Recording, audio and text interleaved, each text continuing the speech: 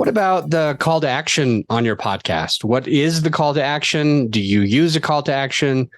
When do you use? How often do you use? Is it a paid thing, a free thing? Is it the book? Is it a funnel? What's your call to action on your podcast, and how do you get people that are listening into your business? Yeah, now that we've got the Chameleon Mindset kind of complete package program, it's not just the book. And again, maybe they don't read or don't like reading, and maybe they want to do an online course, which allows them self-study. So we allow them one free module that then they can go check out the course. And because again, it's young people, it's TikTok size, less than 5 minutes. You can have the attention span right there in the middle of the podcast. And it doesn't really take away, because usually we're talking about my books and the topics within them. So it's a very easy blend between that. And then if they really are interested, personalized coaching, obviously, from me. Cool. So here's what I think I heard. Correct me if I'm wrong. There's many more than 2 different calls to action on your show. Right. It's not just one thing. Is that right? Exactly. I try to rotate it through so that, again, we don't have fatigue with the audience, that we're continuing to offer different products and services. And we're customizing to the guest sometimes as well. It's like, okay, well, what's going on with the guest? If this guest is launching a new book, it makes sense to talk about a book, right? Not to take them off on a tangent. I like that a lot. And I do that on my podcast. So I want to get a little bit more detail on your calls to action here in a second. After just kind of sharing what it is on my side, I want to hear what's different about yours.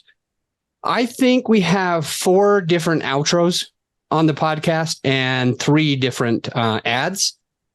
More than half of the podcasts that we have an ad.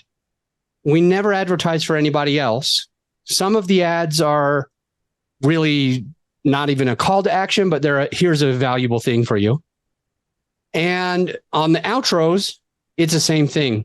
I've seen on other people's podcasts, the outro, they might say, follow me on Instagram. This is my handle. Follow me on TikTok. This is my handle. Follow me on Facebook. This is my handle. Go to my main website. This is it. Download my book. This is it.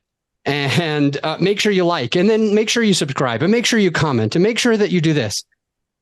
So what I did is I took, what are my 4 most important calls to action? And then I swap them. So if I've got 8 different episodes, you'll hear each one exactly twice. So it rotates like that. How does yours rotate? And what does that look like on your show?